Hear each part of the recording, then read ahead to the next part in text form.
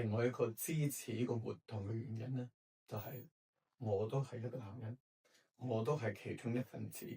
咁好多時咧，呢個社會當中覺得男人就應該係堅強嘅，其實男人好多時都好脆弱嘅。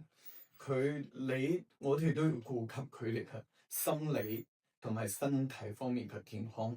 咁作為一個唱歌老師嚟講咧，我就好明白呢樣嘢。當然我自己都係其中嘅一份子，我就更加容易明白呢樣嘢啦。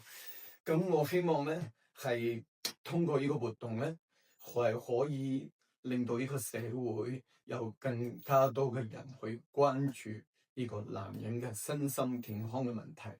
佢哋可以拋開平時工作啊、家庭方面嘅一啲 stress 嚟參加我哋嘅活動，令到佢哋係可以更加開心啲 enjoy life 嘅。